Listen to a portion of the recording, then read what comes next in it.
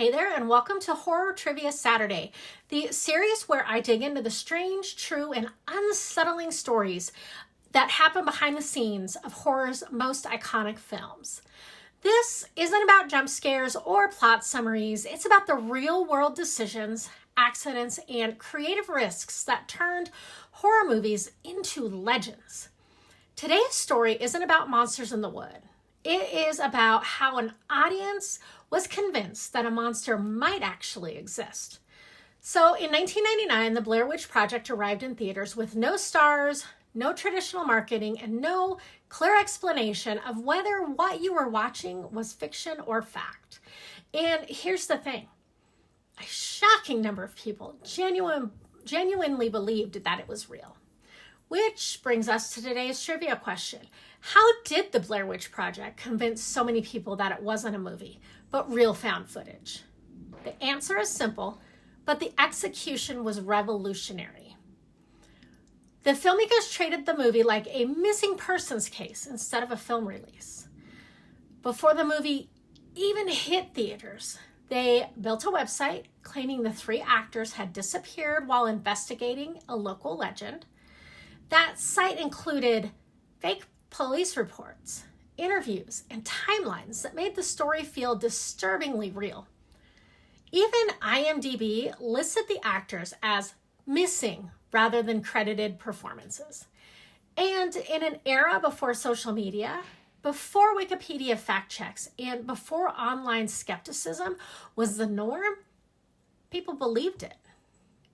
So to deepen the illusion, a mock documentary titled Curse of the Blair Witch aired on television. It featured fabricated historians, townspeople, and experts discussing the legend as if it were real folklore. The filmmakers didn't contradict it. They let it sit.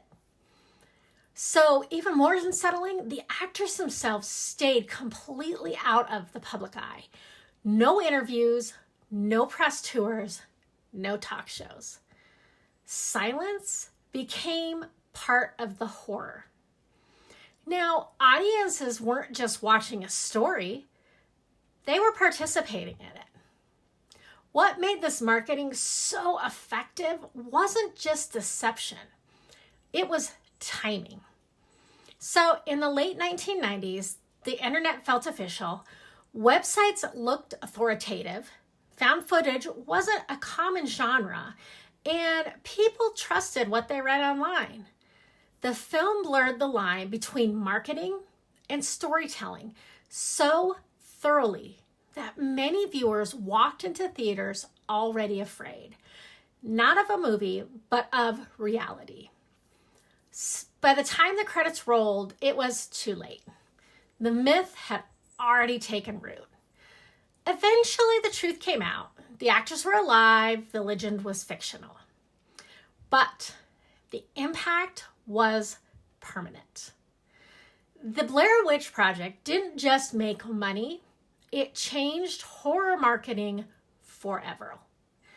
Viral campaigns, ARGs, immersive storytelling, and is this real horror all trace their roots back to this moment. The movie didn't need to show the witch. The marketing was the witch. So, were you fooled by the Blair Witch marketing? So, if you enjoy deep dives into horror history, filmmaking tricks, and the psychology behind what scares us, make sure to like, comment, and subscribe to my channel. Your support helps me keep these deep dives coming every week. And if you're a writer, subscribe to my Substack where I offer tips and advice to elevate your writing. So, until next time, trust your map, question what you're shown, and remember, sometimes the scariest horror stories are the ones that convince you they're real.